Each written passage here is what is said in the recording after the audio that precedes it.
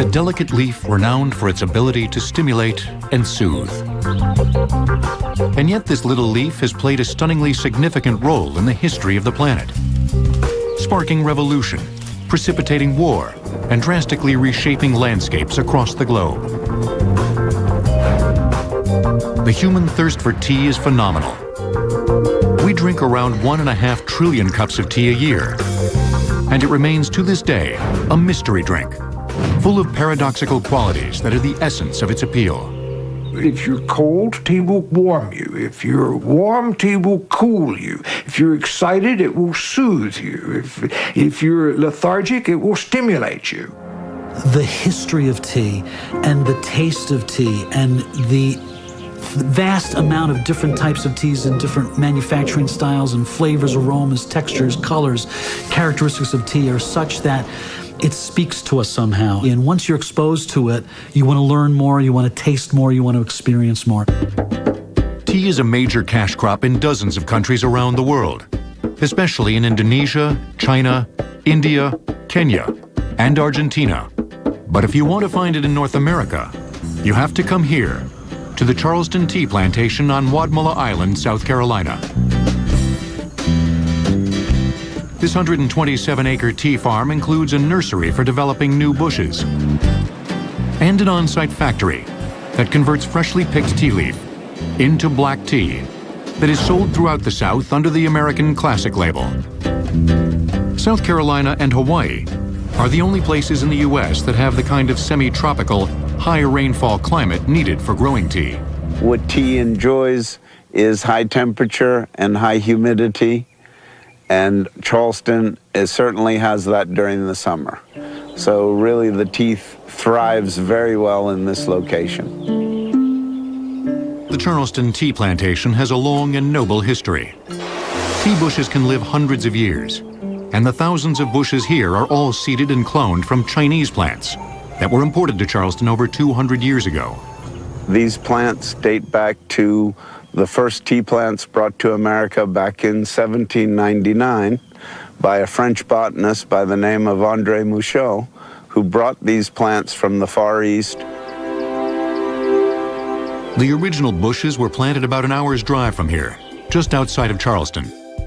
They produced commercial tea until that plantation went out of business in 1915. The Lipton Tea Company bought the bushes, which it continued to grow on their own, and replanted cuttings here in 1960 as part of a research and development farm. When Lipton decided to shut the farm down in 1987, the Bigelow Tea Company stepped in. This is a gem. This is a one-of-a-kind thing, and it was just impossible in our minds to see this disappear. The Charleston plantation provides just a fraction of the tea consumed in the U.S. Americans drink 50 billion servings of tea a year, which sounds like a lot, but is itself just a fraction of what the rest of the world drinks. Tea is only the 6th most popular drink in the U.S., after water, coffee, soft drinks, alcohol, and bottled water. As the number 2 drink worldwide, tea is harvested in gargantuan quantities. 6 billion pounds of tea are produced every year, and it takes 5 pounds of tea, raw leaf tea, to make 1 pound of finished tea. That means 30 billion pounds of tea have to be virtually hand-picked throughout the world. Commercial tea is usually farmed on vast plantations, like this one owned by Unilever in Kenya, that stretches over 27,000 acres, employs 24,000 people, and has numerous factories on site. It's also cultivated on thousands of smaller family farms, especially in China, where tea farming began millennia ago, and where tea processing as well as farming is still frequently done by hand. There are 3 major types of tea: black, green, and oolong. But few outside the tea business realize that all 3 types come from the same plant, Camellia sinensis, which is the only tea plant in the world and is indigenous to China, India, and Thailand. Like wine, there are an estimated 1,500 varietals of tea, with endless varying qualities based on soil and climate, and some are more suited to make one kind of tea over another. But the real differences between black, green, and oolong are created after the leaf has been picked. At the Charleston plantation, we're going to turn about 5,000 pounds of freshly picked Camellia sinensis into black tea. The first step in making any kind of tea is called withering. The leaves are placed on a withering bed, where they lie for 18 hours. Freshly plucked tea is 80% moisture, and that percentage has to come down to exactly 68%. If the moisture were too low, it would not make a fine quality tea because the enzymes have overbuilt inside the leaf. If they're not withered enough, they haven't built to the sufficient amount to give you that full-bodied flavor when you drink a cup of hot tea or iced tea. Giant fans accelerate the drying process and make sure the leaves wither equally. The fans alternately blow and suck air for an hour at a time through hundreds of holes in the withering bed. Without the fans, the leaves in the middle would turn red and spoil. Traditional tea manufacturing in places like China doesn't require fans because it involves much smaller amounts of tea. After withering, the leaf at Charleston is conveyed to a shredding machine called a rotovane, where the tea will be ripped into pieces small enough to fit into a tea bag. But it's not just a question of size. Shredding is crucial because it tears open the cell walls of the leaf, which allows the tea to oxidize. There are many ways to break open the cell walls, including a number of traditional hand-rolling methods still popular in China. The rotovane and other mechanical devices are widely used when working with large amounts of leaf. Inside this rotovane, stationary fingers that we call veins and rotors that go around. And what it's doing is pressing the tea against these veins to rupture that cell wall and expose the tea juices. We want every cell wall broken. We want those juices exposed to the air. These tea juices are what is going to create the oxidation in the leaf to turn it from green leaves into black tea. The shredded leaves come out of the rotovane and onto the oxidation bed. Oxidation is the defining phase in the process of making black or oolong tea. You can see it's a very rich green color. This tea is then going to turn from green to a sort of coppery orange color. This is where the miracle of tea takes place. This is where all the flavor is built. This is where most of the quality comes from. Oxidation is the key to making black, oolong, or green tea. If the tea maker cuts the oxidation time in half, he'd have oolong, a lighter tea that is served in most Chinese restaurants. If he didn't allow any oxidation at all, he'd end up with green tea, the most popular form of tea in Japan, and familiar to anyone who's ever gone to a sushi bar. Oxidation is stopped by steaming the fresh leaves as soon as they've been harvested, as these tea makers from China are doing. Heat neutralizes the enzyme that allows the tea to oxidize and change color. After steaming, green tea goes through the same process of withering, shredding, and drying as black and oolong tea. But today at Charleston, we're making black tea. After exactly 50 minutes, these leaves will produce the kind of light, bright tea that's favored in the U.S. This is the oxidation that we're looking for.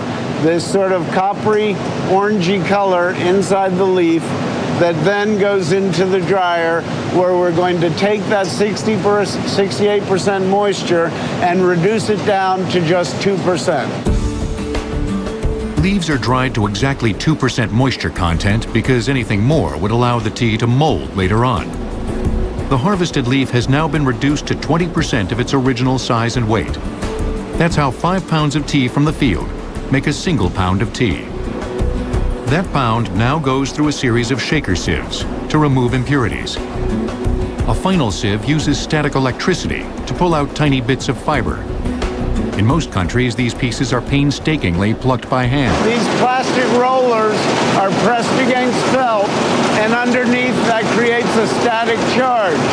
As the black tea goes along the conveyor, all the stem and fiber is sucked up and taken out of the black tea. And this is what we've taken out of the tea to end up with the pure black tea ready to be packed into tea bags. The process of making tea, which is basically the same around the world, with variations in technology, is simple but exacting. We have a saying in the tea world that tea is made in the field, the quality is produced in the field, and all you can do in the factory is ruin it or maintain that good quality. One can only speculate about the quality of the world's very first cup of tea. According to legend, the mythical Chinese emperor Shen Nung discovered tea in 2737 BC, when a couple of leaves fell into his drink. For over 3,000 years, China was the only country in the world that drank tea, and its impact on Chinese culture was enormous. To us, tea is more than just a beverage. It inspires poetry and painting and the art of just making tea. Chinese people view as making a connection with tea where you're bringing the tea back to life. From the start, tea was perceived as a remarkably healthy drink. Black tea has about 40 milligrams of caffeine per cup, about half as much as a cup of coffee. Its energizing qualities were duly noted, especially by Buddhist monks, who used tea to stay alert during meditation. In fact, tea remained a Chinese secret until a monk brought some tea seeds to Japan in the 9th century. Building on Chinese traditions, the Japanese developed elaborate tea ceremonies that eventually became known as cha do, the way of tea. Think of tea as Buddhist communion. We are more attuned to what we're paying attention to and less attuned to distraction when we drink tea. So it's a question of wakeful tranquility. And that's exactly what Buddhism is trying to teach. The Portuguese and the Dutch were the first to bring tea to Europe at the beginning of the 17th century. Tea came late to England, but when it did finally arrive in 1664, it took off. King Charles' Portuguese wife, Catherine, had fallen in love with the exotic Chinese drink in Lisbon, and English aristocrats followed her lead. For a long time, aristocrats were the only ones who could afford tea. It was so heavily taxed, 119% in 1706, that it spawned an enormous black market. By the 1770s, half of the tea in England, an estimated 7 million pounds a year, was illegal. Bootleg tea was heavily adulterated, filled with twigs and leaves, as well as toxic lead chromate, and even sheep's dung, both of which were used as colorizers. Smuggling ended when Prime Minister William Pitt finally slashed taxes in 1784. Legal tea was now affordable to everyone. But before that happened, there was a little matter involving tea in the American colonies. In late November and early December 1773, 3 ships loaded with 342 chests of tea reached Boston Harbor. Bostonians, increasingly touchy about the issue of taxation without representation, refused to let the ships unload. On the evening of December 16th, a group of 30 to 60 colonists disguised as Mohawks broke open the chests and dumped the tea in the harbor. The Boston Tea Party pushed relations between the British Crown and the colonies to the boiling point. In less than 3 years, the Revolutionary War was underway, and tea, which had been highly fashionable and popular throughout the colonies, was suddenly stigmatized. Tea becomes the ultimate symbol of British tyranny. So it becomes the thing that you despise. You have campaigns in the eastern United States to stop drinking tea in the drawing rooms. John Adams asked at a tavern, would it be lawful for a weary traveler to have a cup of tea, provided it has been honestly smuggled? The barmaid said, no, sir. We have renounced tea under this roof. I'll get you a cup of coffee. Across the ocean in England, however, demand for tea continued to soar. To meet demand, the British would build plantations in India. Tea plantations that would be modeled on the slave plantations of the American South. The United States is the only country in the world that prefers its tea iced. 80% of all tea consumed in the U.S.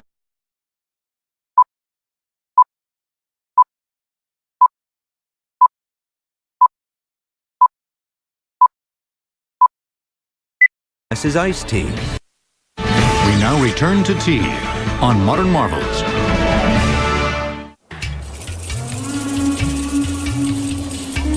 The role of tea in the making and breaking of empires is inextricably bound up with one of the world's first and most powerful cartels, the British East India Trading Company. The so-called EIC was founded in 1600 by Queen Elizabeth I, who gave it a royal monopoly on all trade with the Far East. The East India Company would become the backbone of the emerging British Empire, and tea, which eventually accounted for fully a third of its profits, would become the backbone of the EIC. By the start of the 19th century, tea was the third most heavily shipped commodity in the world, behind iron ore and cotton. Britain wasn't the only empire fueled by tea. The Chinese had a global monopoly on selling tea, and they weren't interested in selling it for anything but silver. This led to a trade imbalance with England, known as the Silver Sink, which ultimately paved the way for one of the most shameful chapters in British history. The Opium Wars are about tea. The Opium Wars take place because the British start flooding southern China with Indian opium, selling opium to local people in southern China to pay for the trade imbalance around the tea trade. And that really becomes the base for the two Opium Wars. In other words, the British went to war with China twice to force the Chinese to buy British opium, so that the British and the East India Trading Company would have silver to pay for their tea. Their entire enterprise rested on a product that went down the drain in Europe, which was purchased with another which went up in smoke in Asia, and that was opium. The trade imbalance with China and the fact that it lost its royal monopoly on trade with the Orient in 1834 prompted the East India Company and others to try to cultivate tea outside of China. An indigenous tea plant had been found in the Assam region of India in 1820, and in India, the East India Trading Company could do as it pleased. They could try you and execute you for violation of their own laws.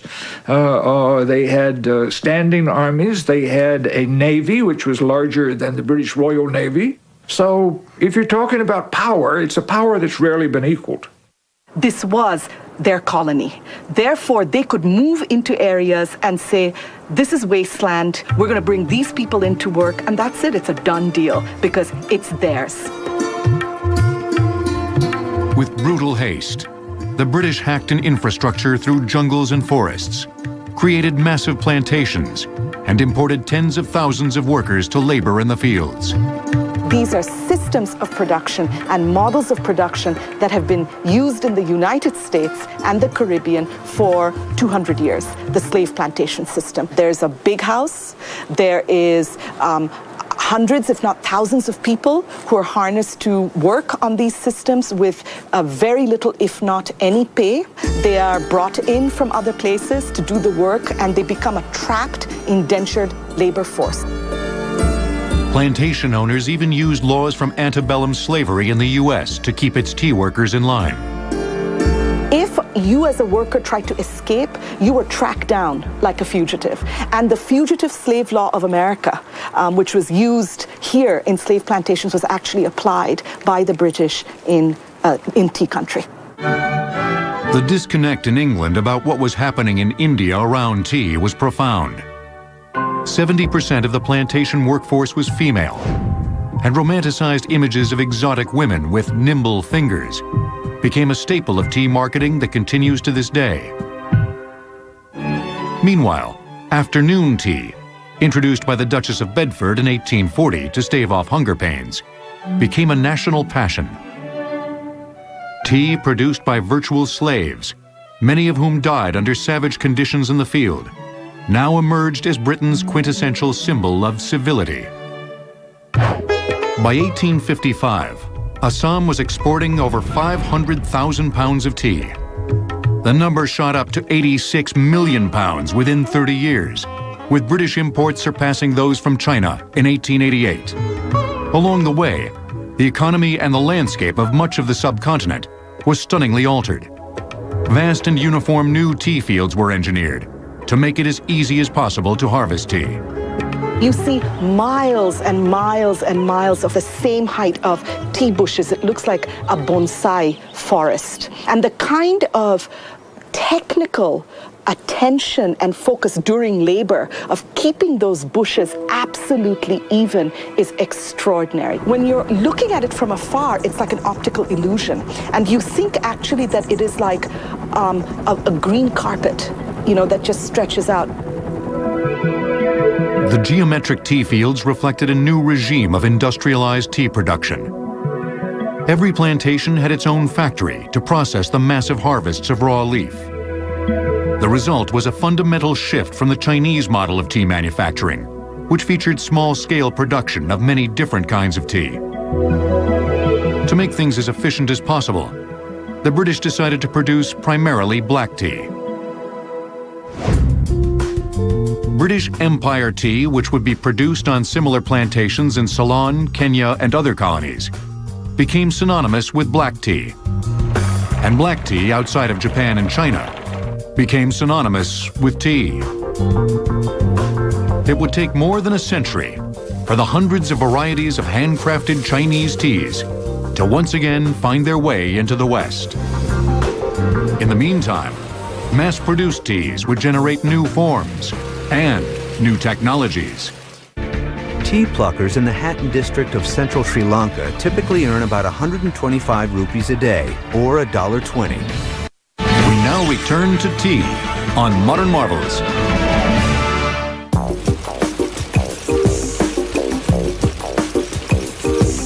The tea bag didn't arrive until the 20th century, but it quickly established itself as one of the iconic everyday objects of modern life. Especially in the United States, where 65% of all tea, both iced and hot, is brewed through the bag. The Lipton Tea Company alone makes some 9 billion tea bags a year just in the U.S. 90% of them here, in Lipton's blending and tea bagging plant in Suffolk, Virginia. Our Suffolk facility is one of the largest, if not the largest, tea bag facility in the world. And if you can imagine, about 15 or 20 40-foot ocean-going containers full of tea going through that plant each week, that's the kind of volumes that we put through this facility. Long rows of these frenetic machines punch out 1 million tea bags an hour, 24 million a day, 7 days a week. The machines make around 200 bags a minute and use an astonishing 2,500 moving parts to whip together the simple pouches. It looks like an expensive clock that has all these moving parts, and you're standing there and you're watching it, and it's just fascinating to see all this stop-and-go movement in the creation of a tea bag. Lipton tea bagging components, paper, label, string, and staples, fly through the machine with amazing precision and speed. The sides of the bags are not glued together, but folded so neatly that they hold their shape when steeped in boiling water. The center fold is very important because if it's not a tight fold, the tea is going to come out into the cup, and that's something we do not want. Tea bags were an accidental revolution. An American tea seller sent out samples of tea in silk pouches in 1908. Instead of taking the tea out and brewing it loose leaf style, buyers just dropped the pouches in hot water, and the tea bag was born. Eventually, the silk became gauze, and then paper. Commercial production in the 1920s added the string and tag. A big breakthrough in tea bagging technology came in the 1950s, when the tea bagging machines that Lipton still uses were first introduced. The machines were designed to create Lipton's signature double-sided or flow-through bag. If you put 2 tea bags together, you'd get more tea flavor. Well, that's the idea behind our Lipton flow-through bag. And Lipton converted their entire operation to manufacturing that bag, and it vaulted Lipton by far to the #1 position in the marketplace. And the advantage of this tea bag was that you actually created 4 sides for the tea to be exposed to water, and it created more space in the tea bag for the leaves to expand and to brew properly. Lipton's newest generation of tea bagging machines is 3 times as fast as the older models. This one, which shoots out 600 bags a minute, is used to bag Lipton's green and specialty teas.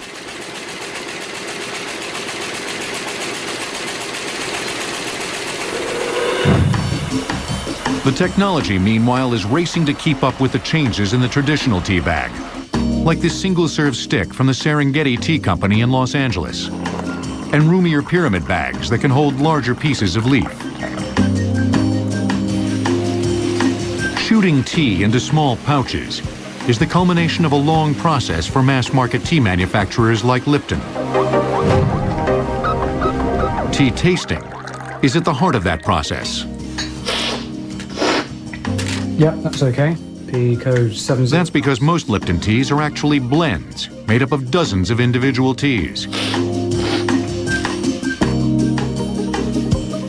Making sure those blends have consistent flavor, color, and mouthfeel requires constant changes in the formula and constant tasting.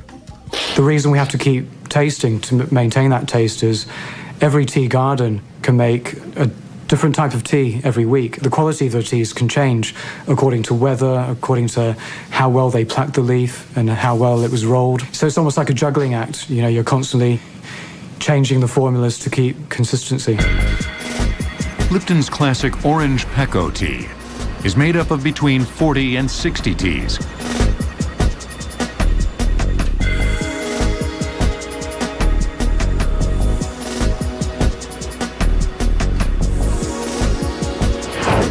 Lipton has devised a numerical code from 1 to 7 Then we'll call it a 4.2 on mouth. that it uses to describe the attributes of teas. And maybe good astringent. So for our mainstream blend, we try and keep around a taste score of, you know, say 4.4. We try and keep a very high color or hue score of maybe 6.8, and we'd probably try and keep a medium mouthfeel or thickness score of around 4.8. It's fairly thick, so about a 5.2.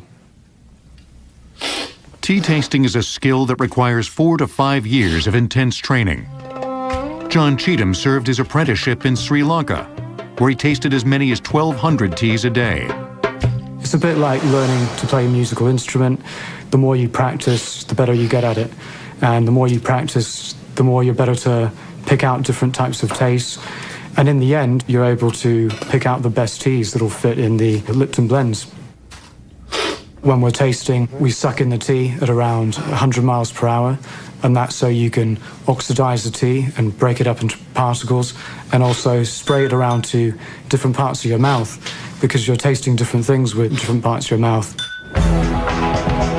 Lipton's ever-changing blend sheets are programmed at company headquarters in Englewood Cliffs, New Jersey, and then downloaded into the computerized blending system at Suffolk.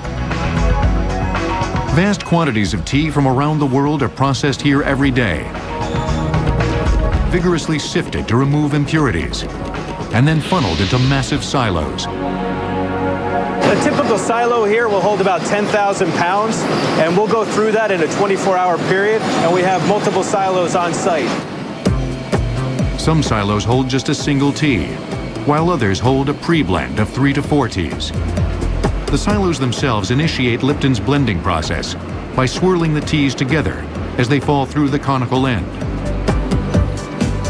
Conveyor belts carry the teas from the silos to this blending machine, which gently tumbles the day's recipe. The blends are then conveyed to 2,000-pound super sacks that feed the tea bagging machines.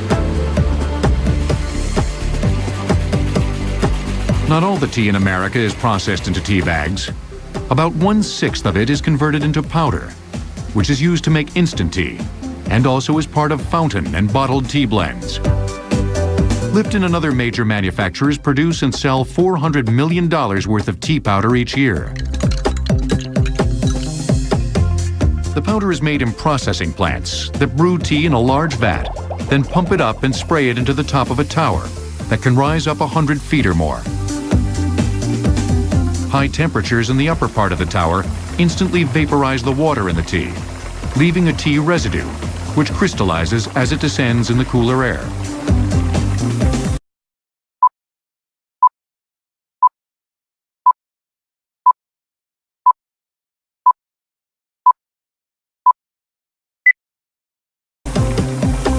Tea powder and tea bags are frowned upon in much of the world, including China and India, where many people still drink tea loose leaf style. Traditional drinkers insist that the directly infused leaf puts more flavor in the brew. But sometimes you can have too much of a good thing. Welcome to Celestial Seasonings and the overwhelming power of peppermint. Darjeeling tea, grown in the foothills of the Himalayas, is a light and subtle tea that can retail for hundreds of dollars a pound. It is known as the champagne of tea. We now return to tea on Modern Marvels. Every year, Celestial Seasonings uses 500,000 pounds of freshly picked peppermint and spearmint in its popular herb tea blends. This is where it's stored, in the mint room at the company warehouse and factory in Boulder, Colorado. The mint room is very intense. It'll go to your sinuses, your nose will start dripping, and your eyes will start watering. Some people can just stick their head in, and then they have to leave. And in fact, a very popular t-shirt we have for sale is, "I survived the mint room." We had to double seal the walls and the ceilings of this because the oil was so high that it would leak through and contaminate the rest of the herbs, so everything would be tasting like mint.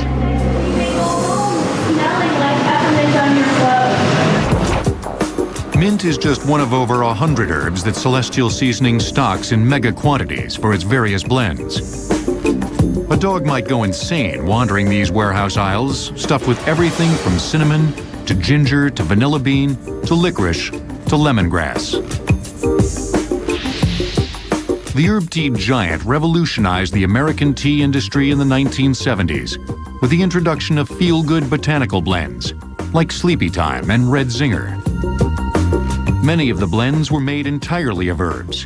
They didn't contain Camellia sinensis or tea, and they introduced consumers to a medicine chest of plants that could reputedly do everything from prevent a cold and soothe a sore throat to fire up your sex drive and settle your nerves.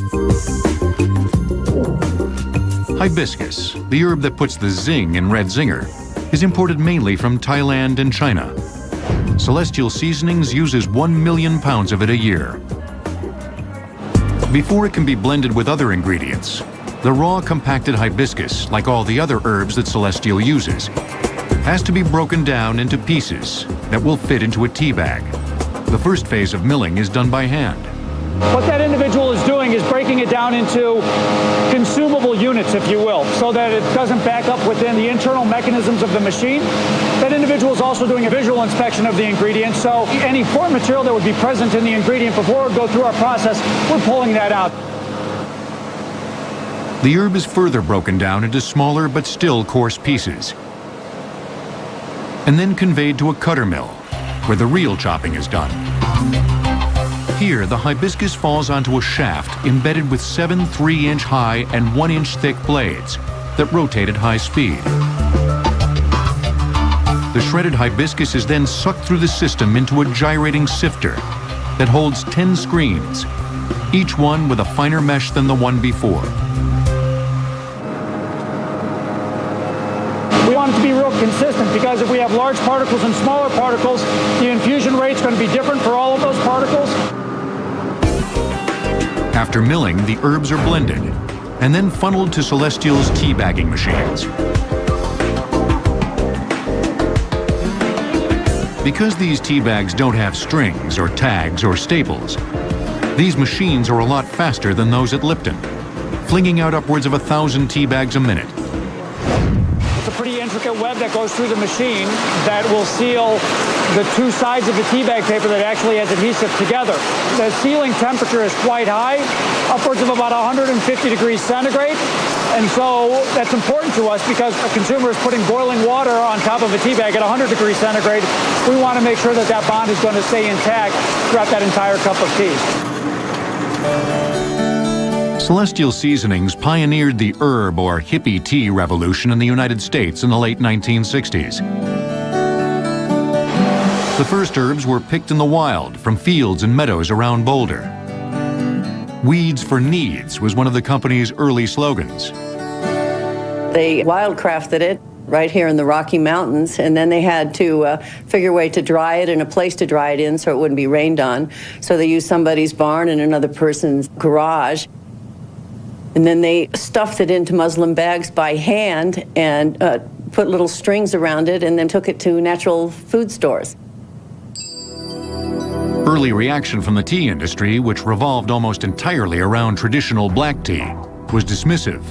I remember going to a tea company just south of London, England, and their manufacturing manager allowed me to tour their whole facility saying, "You're no competition to us."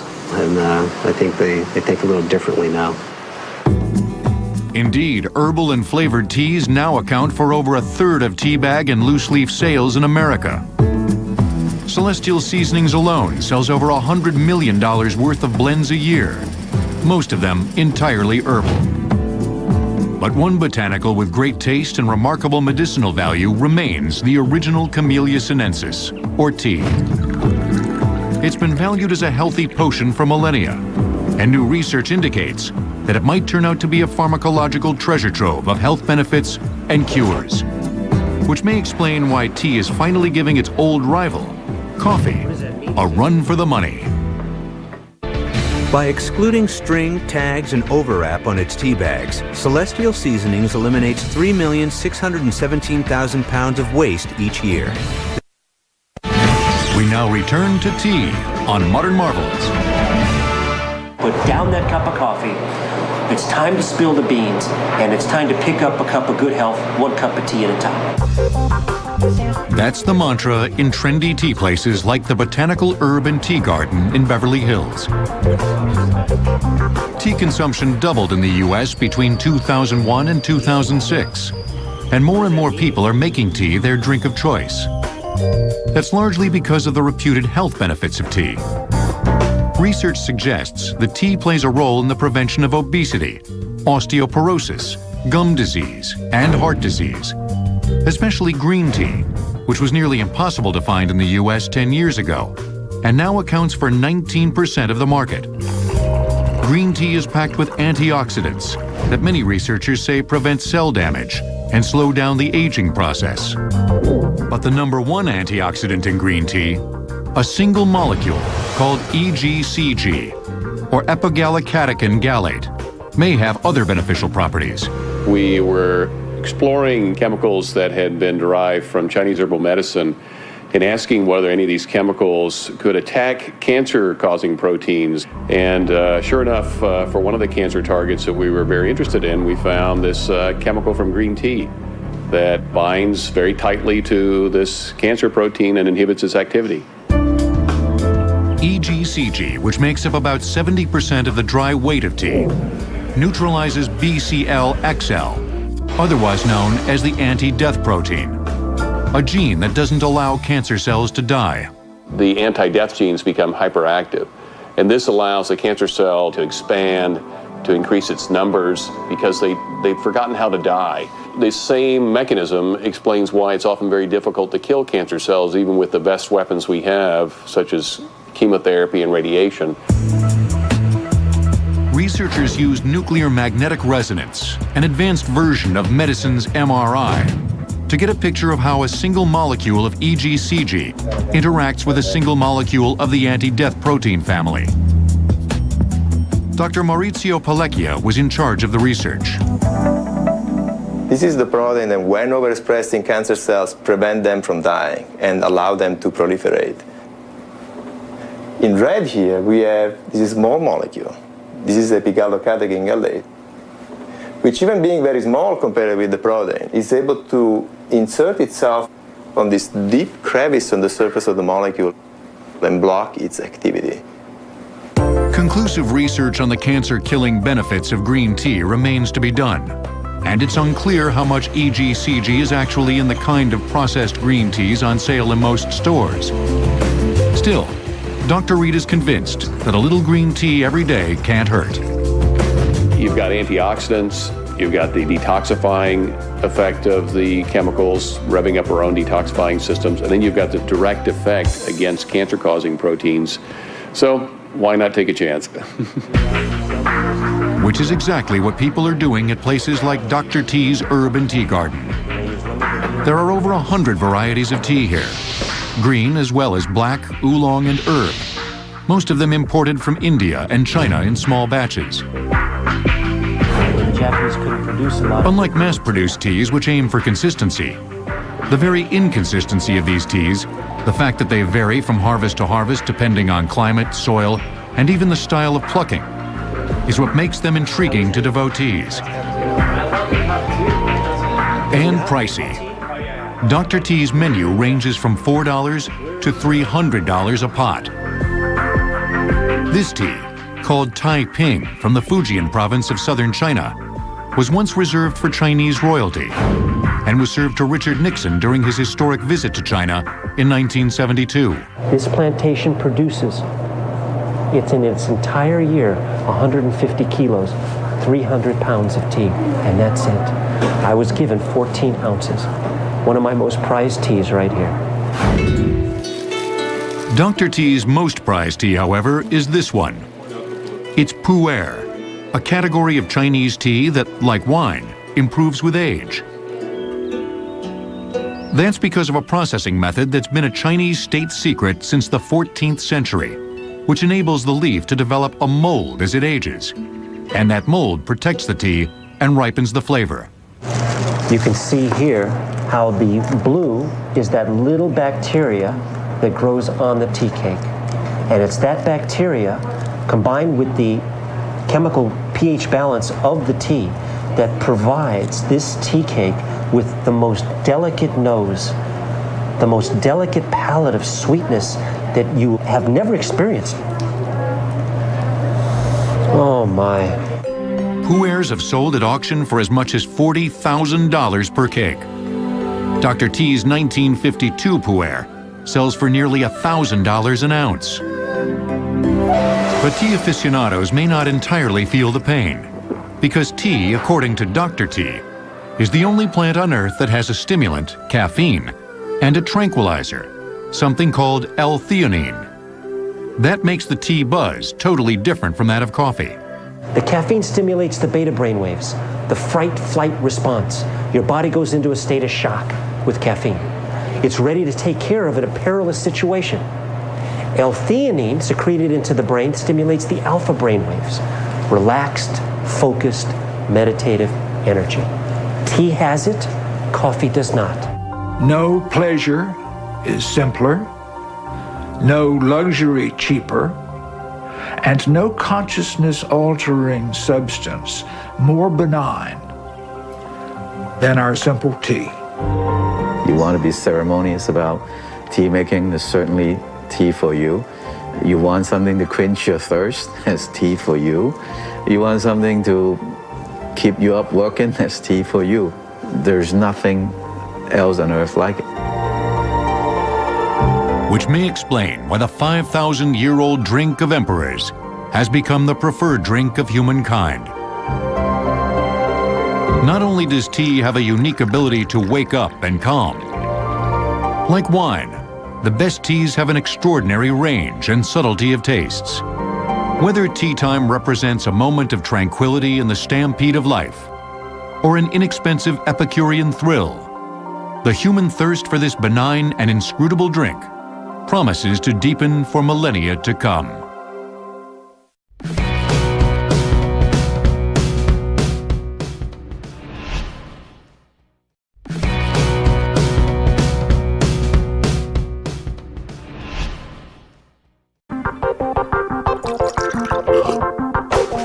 Tea.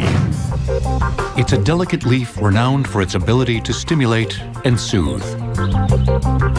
And yet this little leaf has played a stunningly significant role in the history of the planet, sparking revolution, precipitating war, and drastically reshaping landscapes across the globe. The human thirst for tea is phenomenal. We drink around 1.5 trillion cups of tea a year. And it remains to this day a mystery drink, full of paradoxical qualities that are the essence of its appeal.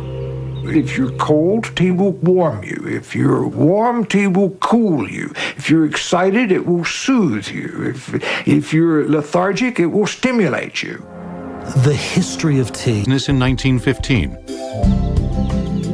The Lipton Tea Company bought the bushes, which it continued to grow on their own, and replanted cuttings here in 1960 as part of a research and development farm. When Lipton decided to shut the farm down in 1987, the Bigelow Tea Company stepped in. This is a gem. This is a one-of-a-kind thing.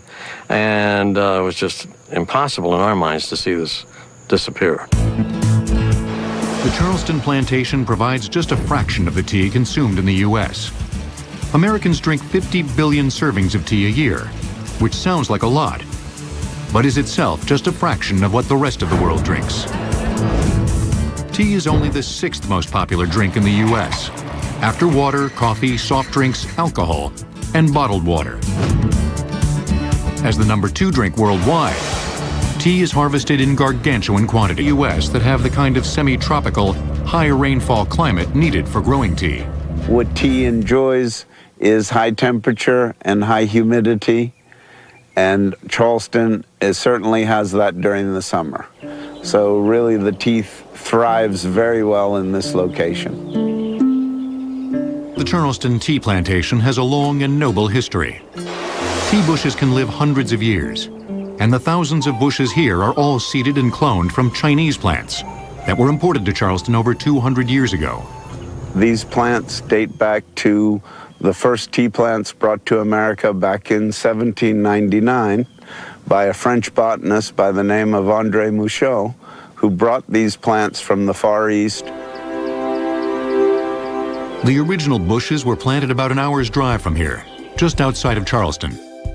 They produced commercial tea until that plantation went out of business. 6 billion pounds of tea are produced every year, and it takes 5 pounds of tea, raw leaf tea, to make 1 pound of finished tea. That means 30 billion pounds of tea have to be virtually handpicked throughout the world. Commercial tea is usually farmed on vast plantations, like this one owned by Unilever in Kenya, that stretches over 27,000 acres, employs 24,000 people, and has numerous factories on site. It's also cultivated on thousands of smaller family farms, especially in China, where tea farming began millennia ago, and where tea processing as well as farming is still frequently done by hand.